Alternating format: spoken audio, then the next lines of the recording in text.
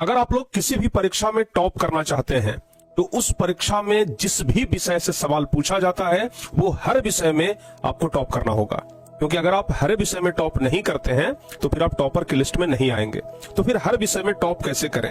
अगर आप चाहते हैं कि हम प्रत्येक सब्जेक्ट में टॉप करें, बोर्ड एग्जाम में जितने भी सारे सब्जेक्ट चलते हैं, चाहे आप किसी भी सब्जेक्ट की बात कर लें, अगर आप हर एक सब्जेक्ट में सबसे ज्यादा नंबर लाना चाहते हैं तो इसके लिए आपको 4-5 काम करना पड़ेगा, जो कि आज हम आपको इस वीडियो में बताएंगे। अगर आप इस वीडियो को पूरा देख लेते हैं तो वो 5 मंत्र आपको मिलेंगे जिस मंत्र की वजह से आप हर एक विषय में टॉपर बन सकते हैं।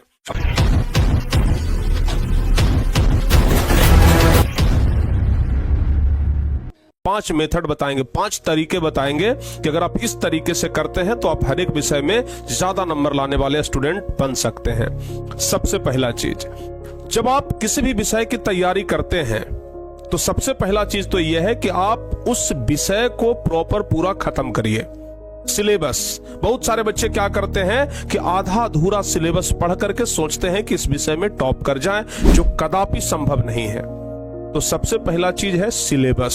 सिलेबस को किसी भी तरीके से हो लेकिन उसको पूरा पढ़िए, एक एक चीज को पढ़िए, तभी जाकर के आप टॉपर बन पाएंगे। उस विषय में आप ज्यादा नंबर लाएंगे। जैसे अगर आप फिजिक्स पढ़ रहे हैं तो फिजिक्स का पूरा सिलेबस आपको मालूम होना चाहिए, क्योंकि फिजिक्स के परीक्षा में सवाल कहां से पूछ देगा, किस लाइन से कौन सा ऑब्जेक्टिव पूछ देगा, यह आपको नहीं पता।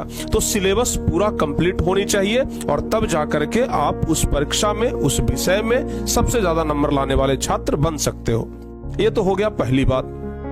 दूसरी बात, अगर आप सिलेबस पूरा कर लिए हो तो जिस विषय में भी आप ज्यादा नंबर लाना चाहते हो ना, आप खुद से जांच करिए ना, आप खुद से जांच करिए। एक विषय का प्रॉपर रिवीजन करिए, दूसरे विषय का रिवीजन मत करिए। देखिएगा जिस विषय में आपने रिवीजन किया है उसमें आपको ज्यादा नंबर आएगा। यानी कि रिवीजन जो है ना वो एक बढ़िया मेथड है। तो इसलिए जिस विषय को आप सिलेबस खत्म करते हैं, जिस सब्जेक्ट का आप पूरा सिलेबस खत्म करते हैं, उस सब्जेक्ट का पूरा प्रॉपर रिवीजन होना चाहिए। ध्यान से सुन लीजिए, पूरा प्रॉपर रिवीजन होना चाहिए। समझ में आ रहा है ना? एक बात आप ध्यान से ये आप लोग अपने घर पर भी देखते होंगे, अगर आप अनाज को सिर्फ धूप में रख देते हैं, जैसे आप गेहूं को धोते हैं, आपकी मम्मी गेहूं को धोती होंगी आटा पिसाने के लिए, तो गेहूं को पहले धूप में सुखाया जाता है। तो सिर्फ ऐसे गेहूं को धूप में रख देने से ना वो सूखता नहीं है, उसको हर 1-2 घंटे पे ना उलटना पुलटना पड़ता है, तब वो क्या होता है, अच्छे से सूखता है। यानी कि हर 1-2 घंटे पे उसको रिवाइज करना होता है ताकि अच्छे से ये सूख जाए। उसी तरीके से आपको भी जो पढ़ा हुआ चीज है ना उसको उलटना पुलटना पड़ेगा, यानी कि रिवाइज करना पड़ेगा ताकि वो अच्छे तरीके से आपके दिमाग में सेट हो जाए। तो दूसरा मंत्र है रिवीजन का।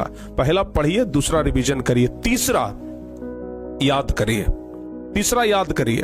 अगर आप रिवीजन करने से भी चीजों को नहीं कर पा रहे हैं तो मॉर्निंग में उठिए, सुबह में उठिए और सुबह में उठ करके ना रिवाइज करने का प्रयास करिए। क्योंकि अगर आप रिवाइज करेंगे तो ही आप अच्छे तरीके से चीजों को कर पाएंगे, और अगर आप रिवाइज नहीं करेंगे तो समझिए कि खत्म। ठीक है ना? तो भाई सुबह सुबह उठिए, याद करिए, याद करने का प्रयास करिए, क्योंकि ओवरऑल आपके परीक्षा में याद किया हुआ चीज ही काम आएगा। परीक्षा में जाइएगा तो सोचिएगा कि क्या लिखना है, जो आप याद करके जाएंगे वही ना लिखेंगे। तो बाबू, याद करना भी एक बेस्ट तरीका है। आप जितना बेहतर याद करेंगे, जितना ज्यादा क्वेश्चन याद करेंगे, उतना ही ज्यादा आप अच्छा नंबर ला पाएंगे। ये हो गया तीसरा मंत्र। अब चौथा मंत्र, कि जिस चीज को आपने याद किया उस चीज को कॉपी पर लिखने का प्रयास करिए। क्योंकि बहुत सारे बच्चे क्या करते हैं, याद कर लिए, रिवीजन कर लिए, सब कुछ कर लिए, लेकिन लिखे नहीं। भाई परीक्षा में आप कितना याद करके गए हैं इससे फर्क नहीं पड़ता है, कॉपी में आप कितना लिखिएगा इससे फर्क पड़ता है। कॉपी जांच करने वाला आपको नंबर इस आधार पर नहीं देगा कि आपके पास कितना नॉलेज है, कितना आपने याद किया। वो आपको नंबर इस आधार पर देगा कि आपके कॉपी में कितना लिखा हुआ है, कॉपी में आप किस तरीके से लिखे हैं। तो इसलिए लिखने का प्रैक्टिस करिए, क्योंकि अभी आप लिखने का प्रैक्टिस नहीं करते हैं और परीक्षा में जाइएगा 3-3.25 घंटा लगातार लिखना पड़ेगा ना, हाथ पैर सूज जाएगा। तो इसलिए जितना ज्यादा हो सके अभी से लिखने का प्रयास करिए, हैंड राइटिंग भी अच्छा बनेगा।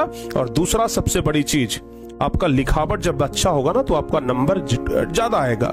कॉपी जांच करने वाला को अच्छा स्पष्ट पता लगेगा, वो आपको नंबर ज्यादा देगा। तो इसलिए पहला तो सिलेबस खत्म करिए, दूसरा उस चीज को रिवाइज करिए, तीसरा याद करिए, चौथा जो याद किए हैं उसको लिखिए, और पांचवा सबसे बड़ी बात, जिस विषय को आप पढ़ रहे हैं उस विषय का सेट प्रैक्टिस ज्यादा से ज्यादा करिए।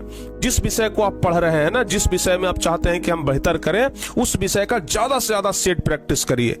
मतलब ऑब्जेक्टिव सब्जेक्टिव का सेट दीजिए। जिस तरीके से परीक्षा में आता है ना, उस तरीके का सेट दीजिए। जितना ज्यादा सेट प्रैक्टिस करेंगे उतना ही ज्यादा आपके लिए बेहतर होगा। तो सेट प्रैक्टिस एक बेस्ट मेथड है अपने आप को जांचने का, अपनी तैयारी को जांचने का। अगर आप सेट प्रैक्टिस करते हैं और सेट प्रैक्टिस में आपका जितना नंबर आता है, आप मान के चलिए कि आपका मेन परीक्षा में भी उतना ही नंबर आएगा। तो अगर आप ये 5 मंत्र फॉलो करते हैं और अगर ये 5 काम करते हैं तो यकीन मानिए आप किसी भी विषय में टॉपर बन सकते हैं, किसी भी विषय में बेहतर नंबर ला सकते हैं, सबसे ज्यादा नंबर लाने वाले छात्र बन सकते हैं। लेकिन ये